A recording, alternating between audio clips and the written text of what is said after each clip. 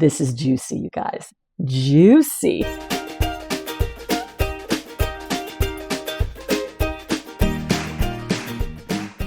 Hey, knitters. Welcome to the Knitty McPurly podcast. I am your host, Devin AT. This is like Knitty McPurly after dark. It's actually before dark because it is very, very early in the morning. We are going to pick up our dog today, and so I had to film early so that we can get out of here and go get the dog. So please forgive the light. You can find me at KnittyMcPurly.com. I am Knitty McPurly on Instagram. I hope you go and give me a follow there. Welcome to the podcast. If you are new, please subscribe and give me a like so that YouTube knows that this is a good podcast and shows it to other people. Welcome. Thank you so much for being here despite the darkness. I have like every light on in here. My computer screen is shining up at me. This is just, I have the blinds like tilted on this window, but it's pitch black. I don't want to open it all the way because then my neighbors are going to see me talking to myself, and that's weird. It is the best time of the year though. Like, it is amazing. It was in the 40s this morning when I got up. Beautiful, beautiful weather. By the end of the day, it's like sunny and 60 degrees. Next week, it's going to be like high of 60 degrees. And you know what that means. Oh, sweater weather. Sweater weather. Sweater weather. Oh, God, I would. Finally, sweater weather. Oh. Sweater weather. Yes. I'm so happy that it's finally here. And I'm wearing like a legit sweater in a comfortable way. Although I guess I have for the past couple weeks because it's still been cold here kind of in the mornings. Before I get to that, you guys, I am drinking out of my Michigan mug. And this is my legit morning coffee because it's super early here. I am dedicating this podcast to Michigan because Knitty McPurly officially does enough business in Michigan that I now have to pay sales tax in that state. What? Who knew that was even a thing? But it is. So thank you, Michigan. You guys really showed up for me. Right behind them are Illinois and Ohio. So I'm looking at you, Illinois and Ohio. Like, you got to get there. I would like to pay sales tax in all 50 states. And I'm wondering, like, where is Tennessee? Where are you? And then I thought, it's probably not the threshold that I didn't meet in Tennessee. It's probably more that they have different laws there because the laws vary by state. But anyway, I was so excited. I was like, oh my gosh, I did that much business in Michigan. Thank you, Michigan. And Amy, who sent me this Michigan mug. And I know it's been in the rotation recently, but when that happened, I was like, I have to dedicate this whole podcast to Michigan. All right. So I'm wearing my Benedicta sweater. Can you see me if I back up? I'm like in the dark. So this is knit with 29 Bridges yarn, her DK base. I forget the colors. This one's called Aubergine. This one's called something, I don't know. But this is the original Benedicta that I knit for the pattern. This is a Knitty McPurly pattern. And this is a Christianity-inspired sweater. So all of the different motifs are Christianity-inspired. I hope you like it. And I know many of you have knit your own Benedictas. It's a DK weight colorwork sweater with an elbow sleeve, which I just love. I have also knit it with a short sleeve. After you split for the sleeves, if you just did some ribbing there, you could make it short sleeve. But there are directions for the elbow sleeve if you want that. I know some people have even added on and made long sleeves. You guys, my son asked me to knit him a sweater. I was like, what? Oh my gosh. I was so excited. My girls have asked me to knit stuff for them before. But I don't know. It's different. I don't know why it's different. I guess because he's never asked me for anything before. And he showed me the picture of the, sweater that he wanted. And it's your basic man sweater. So you know where I looked for that pattern, right? Petite knit. Some of you guys are like, it's enough, Devin. It's enough with the petite knit. Like, there are other designers out there. I know. I've been knitting for a long time. I've knit lots of other designers' patterns.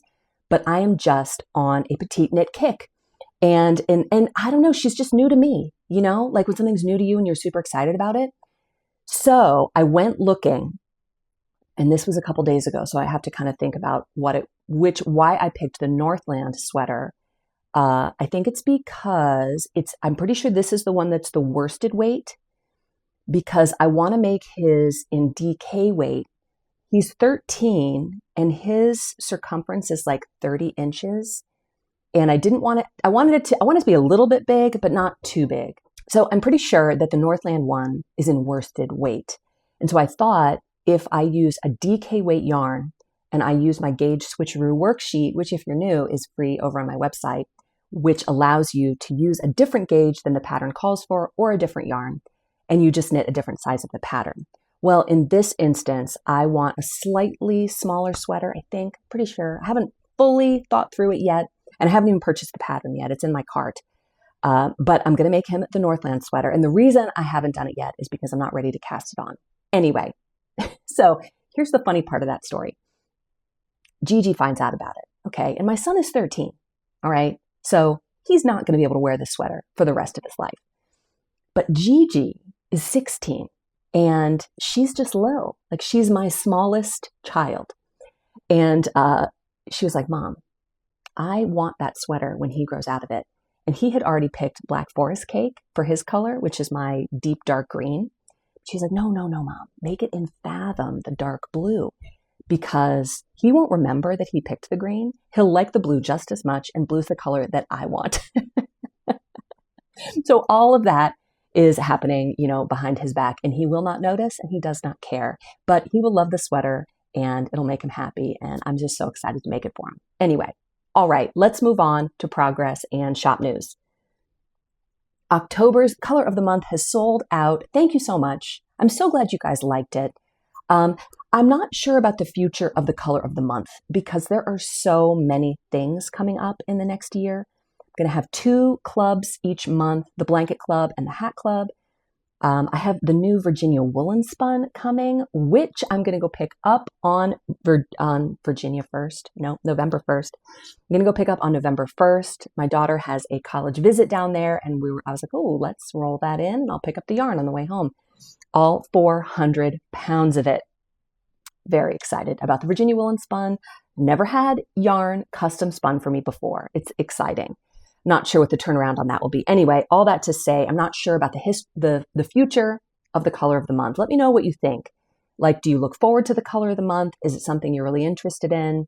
Or is it something that if it was replaced by cool kits in the Virginia Woolen Spun and a couple of clubs, you'd be like, I don't miss it. So we'll see. New balm went up in Sweet Apple Ginger. And you guys, I didn't even send the newsletter until Thursday morning, I think. And by Friday afternoon, all of the tins were sold out. Guys, I make as many as I can in one batch. Like, one batch is its own thing. It's its own number. And it's a lot. It's over 100 of them. And they were gone. Just the tins. There's sticks. There are still sticks left. So if you didn't get any, but you want some, go get it in a stick. The stick is really nice. I carry one in my purse. You can use it as lip balm. It's nice when you're in the car and you can put it on the backs of your hands and kind of rub it in like that. So if you're driving and you don't want it on the steering wheel, the stick is really nice to have. We have balm all over my house, and my kids know, like, don't come to me and complain about chapped lips, because you know what I'm going to say. And you know there's balm literally everywhere. So just go find some and go put it on. My son is particularly, we're talking about him a lot. It's weird. He doesn't come up very much in the knitting podcast because he's not really interested in knitting. Anyway, this boy has chapped lips. And like, as soon as the weather like dips below 80, chapped lips. And I'm like, just balm. It works. Okay. The Sunk Tomb Balm will be available coming up at the end of November. If you're a longtime follower of this channel, this is a Christmas and Easter themed balm that smells like chrism, which is the holy oil used at baptism and confirmation in the Catholic and I believe also the Orthodox faith too. There might even be some Protestant branches that use it, like Episcopal maybe, Anglican, I don't know. Anyway, that is a fan favorite, and that will be here for the Black Friday weekend sale. I'm excited about that, kind of planning that out ahead of time. But that's only available at Christmas and Easter. So, but it is I think the only scent that I do reliably. The other ones kind of, this is it, I'm doing this round of it. When it's gone, and I'll have something different. Okay. Lots of you ordered the sweater labels, the one-of-a-kind sweater labels. I love that. I have my little pile here of mine, and I just need to get the sweaters, and this is going to be one of them, because every time I go to put it on, I have to hold it up and go, which is the front and which is the back, because where the beginning of the round is, you want that in the back. You don't want it in the front. So I need to put a label on this so that I can tell the front from the back. I just need to sit down with some thread and a sewing needle in front of a movie and do that. Which reminds me, last Sunday, a fun family thing that we love to do on Sundays is watch movies. And last Sunday, we rewatched My Cousin Vinny. Oh, yeah, you blend. That is like one of the best movies ever. If you haven't seen My Cousin Vinny in a while, go back and rewatch it because it has aged beautifully. It's just such a great movie. All right. The Blanket Club. Many of you are interested in that. And let me just explain a little bit of how it's going to work. I'll try to be quick. I'm going to leave all this down in the description box in case you want to look it up again. I'm working on a blog post, but it's the pictures that are holding me up. I have some knitting that I have to do to get the pictures looking the way that I want them to look. And of course, the yarn in the pictures won't be the actual yarn that you're going to get every month because those are a surprise, but it'll give you an idea of what to expect. So here's how it works. This club, as well as the Hat Club, will open on December 1st at noon Eastern. And that's when you can purchase it. If you want both clubs, buy them both at the same time and you only get charged one shipping charge. You're going to choose a DK weight blanket pattern, and I have a bunch listed in the description box. I have knitting ones and crochet ones that use,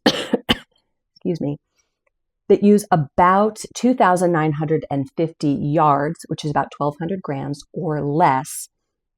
And a lot of these blankets, you can make them however big you want. You can, make a couch size or a baby size or a bed size, or whatever, depending on how much yarn you have. And some of them are kind of modular where you just kind of add as you go. And then in the end, you make the blanket that you want. And then you're going to, on December 1st, you purchase the club. And that is a recurring charge that will be billed every month on the first of the month. Each month, you will receive 20 grams of Dubrovnik DK in fun seasonal colors to incorporate into your colorful blanket. In the first month you join, even if you join later in the year, you will receive a little cork tag. Do I have it in here? I might even have it in here because I was carrying it around to put on your finished blanket. Yes, I do. It's so cute. Oh my gosh, I love it so much. So it's this little tag, and on this side it says Knitty McPurly Yarn Co. And on this side it says Blanket Club 2026. And it's cork, and it's got a little rivet there that you can put on your finished blanket.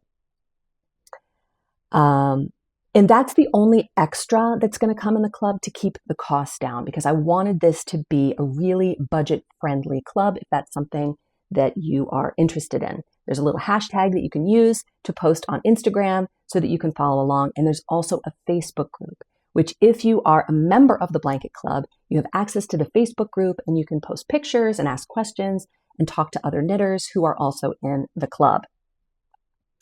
Again, I've linked a whole bunch of blanket options below as both knitting and crochet patterns so that you can pick the one that you want. All right, topic of the week. This is juicy, you guys. Juicy. I got this question in last week's comments, and I was happy with my answer, and so I thought I would expound upon it just a wee bit. The question was, I am new to your channel and curious why you don't use Ravelry. And my response was, I do use it. It's very helpful for pattern details and other people's projects. I just don't sell my patterns there because they canceled a lot of knitters and designers in 2019 for their political beliefs. And I don't think that only one set of beliefs is acceptable and that everyone else can just go hang. So I ended my business relationship with them. And I'll start by saying, I do think Ravelry is really helpful for some things. Like, I'll use Petite Knit as an example because I've been knitting a lot of her patterns lately. If I go to her website and I look at all the pattern details, it's not easy for me even to know what weight of yarn the sweater is because she doesn't say. She just says use this yarn. So then I have to go look it up and figure out what weight it is. Whereas if I go over and look at the pattern on Ravelry, it's listed right there. Yarn weight, DK. Yarn weight, fingering weight, whatever. So it's good for that. It's good for knowing what patterns just came out. If you go to these other sites, Etsy or Lovecrafts or some other site, you're going to see the same patterns over and over again. And if you want to see what's new and what just came out, Ravelry is the best place to find that. Also, you can see other people's projects and you can read their pattern notes and things that they changed and what they did. So I do use Ravelry. I do think it's a great tool for that. But I don't sell my patterns there. In fact, in 2019, I pulled my patterns off because I just think it's wrong. And I made a video about it back then. I'll link that video down below in case you want to, see my comments about it back then. But I think that we should have a site where everyone is welcome. I don't think we should say, you're bad people, you bad people out there, that I've decided you're bad because I think something different from what you think. So even though you haven't done anything bad or said anything bad, you're bad and you're not allowed to use my site.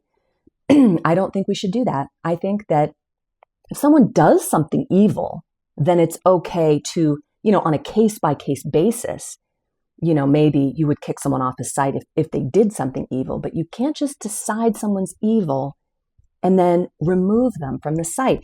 Especially if you run the most helpful yarn site, you can't just pick one philosophy of life and say, you love what I love or you're out. I just think that's wrong. I don't think you should do that. I don't think it's a good way to live your life. We are all different. And variety is, if I'm going to use a cliche, the spice of life.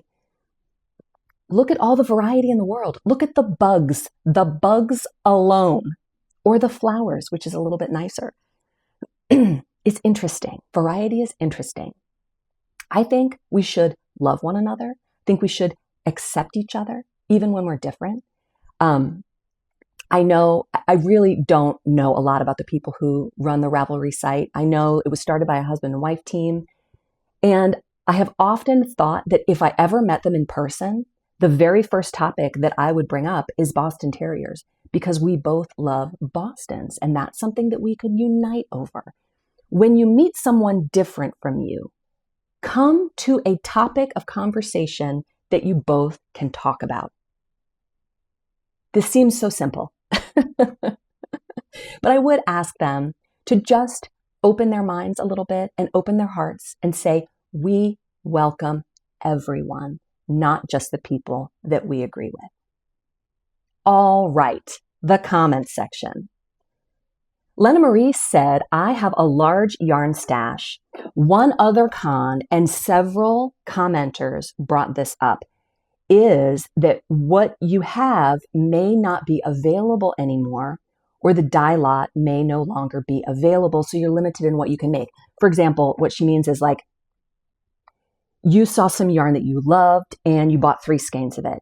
And then a year later, when you want to use it to make a project, that project calls for 5 skeins, but you only have 3. So, the takeaway here is anytime you see yarn that you love, just buy a sweater quantity. Get like 25, 30, 100 skeins.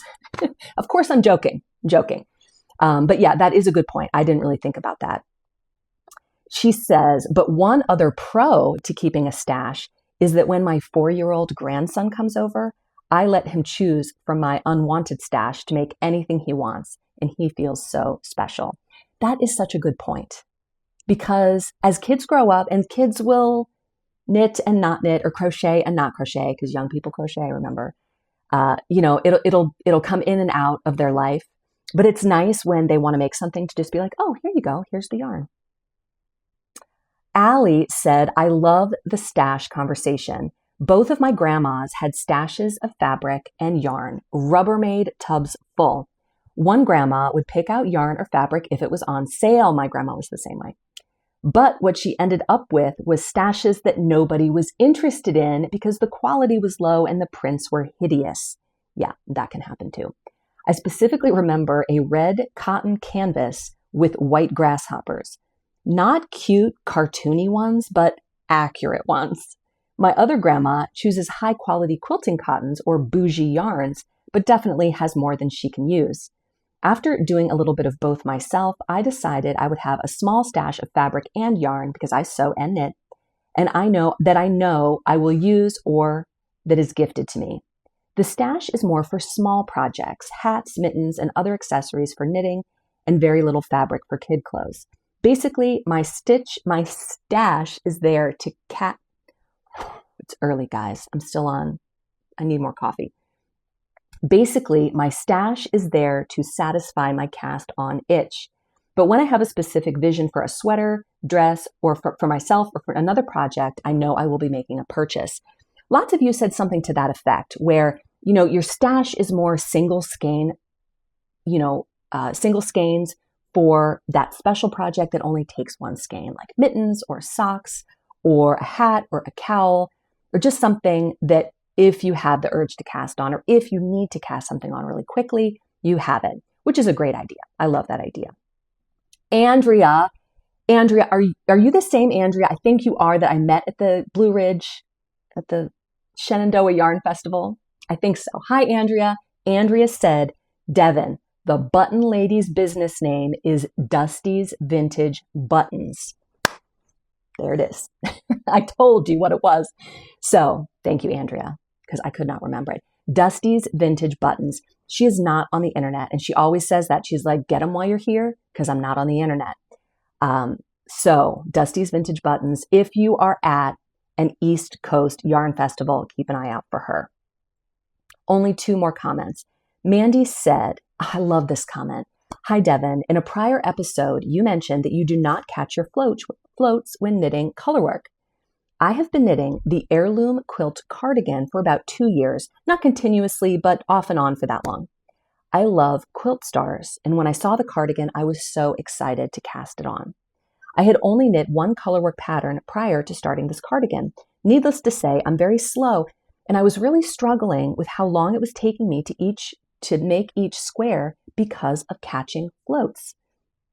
After you said that you just refused to catch floats, I felt liberated and like I had been given permission to not catch the floats. Since doing that, I'm able to knit the squares so much faster, and they look totally fine. I'm hoping this cardigan doesn't take me 3 years to make. And with this newfound freedom, I think it's possible. Thanks for the podcast and the puppy parties. That is so great. I love that comment. Sometimes we just need permission to say or do things.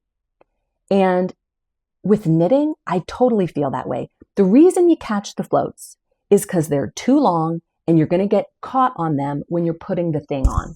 But if you're just careful when you put it on, because putting it on takes like 3 seconds, right?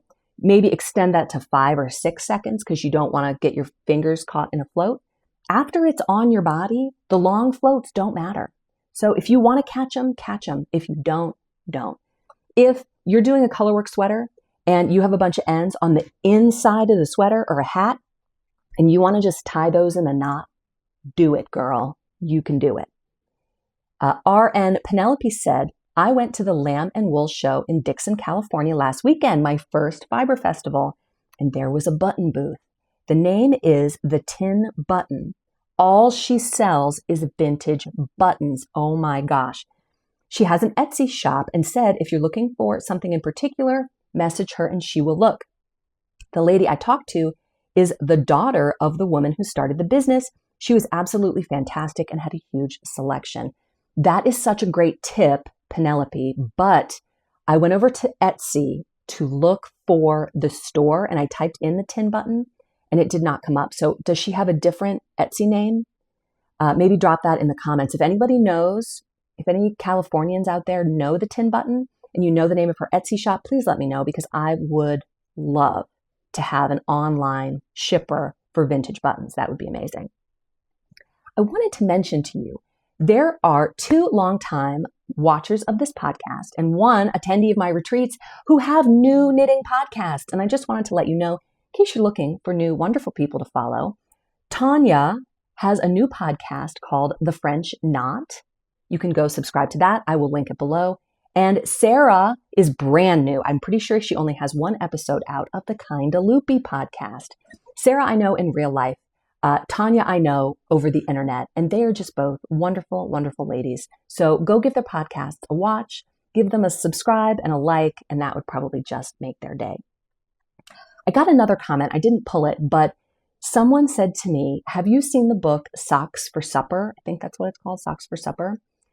And I went and looked it up, and it's not in print anymore that I could tell. This is like an old book, like from maybe the 40s or 50s. And based on the cover, I'm pretty sure the wife is knitting all the time, and so she doesn't make dinner. And so I was like, okay, I got on a used book website and I ordered that book. So when it comes, I will share it with you. Because last time I talked about Extra Yarn by Mac Barnett, which is a great children's book. If you have children in your life or grandchildren that you would like to get a yarny book, Extra Yarn is great. And when I get Socks for Supper, I will do a little review of that. Okay, moving right along to knitting fantasies. This is like probably my favorite part of the podcast. I love knitting fantasies, where we talk about knitting patterns that are fabulous and that we love, but maybe we don't have time to knit, or maybe you have time to knit. Sometimes I'll have a knitting fantasy and I go and I cast that thing on. So the first pattern is one we can really hate on. This is a super dramatic one. Not really. It's not really, not at all. It is by Olga Patano, who I think is absolutely stunning. What a beautiful, gorgeous woman she is. And the reason I say that we can hate on it, which of course I never hate on anyone, is because it is an $8 pattern for a teeny tiny neck scarf. Now, I would absolutely pay $8 for this. It's a really cute neck scarf. This pattern just came out October of 2025. It's a brand new pattern. It is in a lace weight yarn and it comes in 2 sizes. I think that means 2 lengths. So one is the kind where you tie it around your neck and knot it one time, and the other you can wrap twice.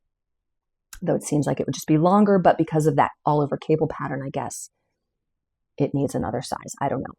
Probably you just run through the chart another time if I were guessing. But it's really pretty. It's really delicate. It's so gratuitous and unnecessary, and that's why I love it. I love things that exist for the beauty of them and really don't have any function. I love that. I think that's great. Have you ever seen those posts on Instagram where they show like a street light from Victorian London compared to like street lights of today or whatever, churches, anything, where things used to be gratuitously beautiful, and I would love to bring that back. My second pick is a really cute vest by Knitting for Elsie. And I just really like it. You guys know how much I love a vest. This is also a brand new pattern. Looks like Katarina Althoff is the name of the designer. It's called the Cozy Hey Ho Vest. And it is an all over lace pattern and it has buttons. I love the way it fits. I just think it is so pretty. Comes in 7 sizes. I think she must be a German speaker because the pattern comes in English and German and you pay for it in euros. So this pattern is also about $8. It's worked in an Aran weight yarn on a US 6 and 7 needles. So it's a tighter gauge with a fatter yarn. I just think it is so beautiful. I really like this pattern a lot. All right, let's move on to, so here's what happened. Today, I have a story from Catherine, who lives in New Zealand. Hi, Catherine. Catherine is a long time watcher of the podcast, and she always leaves me a comment. Catherine, thank you so much. I had this open from before, and then it closed on me. Okay. I love Catherine. She always has a good comment, and I really appreciate you, Catherine. And she has a story today about her teenage daughter, and it will underscore this probably new to you knowledge that young people crochet and old people knit. That's the word on the street. The word among young people is that young people crochet. And you're probably going, why? Like, why? I don't know. We don't ask questions. That's just the way it is. And now you know. Catherine says, this story is about my teenage daughter. She started crocheting about 3 years ago, initially crocheting toys for lots of people. More recently, she's gotten into crocheting garments for herself. Awesome. When she wears her cardigan that it took her 10 months to make to church, she often gets asked if Mom made it, and she proudly says, no, I made it. This last week, she had a school exam. She had 6 exams. We were driving home from her last exam, and now she has a 2-week holiday. I asked whether she wanted to go to our local big box craft store for some creative retail therapy, and we did. She got a kit for an emotional support donut with a plan to make it in the following 2 days before her friend's birthday party. When we got back to the car, she started, although the hook was cheap plastic and the project, even though it was only a 10-minute drive. I totally get that, where you're like, no, I have to start making my emotional support donut immediately. When we got home, she worked out what the hook size was and moved to her preferred Knit Pro hook in their pastel range. The color of the handle is important when you're 17. Oh my gosh, absolutely it is. The color of the handle is kind of always important if we're being honest. The donut was finished in time for the party without a late night. When the friend opened my daughter's present, the friend asked, "Did you make this?" That's a friend that knows my girl. Her goal for the holidays is to finish a granny stitch poncho based on the one that Sophie wears in the Mamma Mia 2 movie. Oh my gosh, I wish our daughters could be friends because Gigi's entire playlist is the Mamma Mia soundtrack, which is so good. I've never seen Mamma Mia. She's like, Mom, the movie was kind of stupid. She didn't like the movie, but she loved the music. It's like all ABBA. It's just good music. Anyway, my daughter would totally make an emotional support donut. They both would. Both of my older daughters would do that. I love that. Why do we live the entire world away? This is one of the beauties of the internet, is that we can be friends even though you live in New Zealand. Now I want to come visit. Awesome. Oh my gosh. Thank you so much, Catherine. If you have a knitting story, please send it to me. Devin, D-E-V-I-N, Devin with an I, at KnittyMcPurly.com. I would love to share your story on the podcast. And now we have our heart-to-heart segment. This is the part of the show where we exit the knitting content and we're going to talk about other things. So if you were just here for knitting, have a great week. I will see you here next Saturday. If you want to hear my thoughts on life and talk about puppies, then you are in the right place. So the sun is like just now peeking over the tree. Not even. I get like the light from the sun is slightly above the trees. The sun is probably an hour away.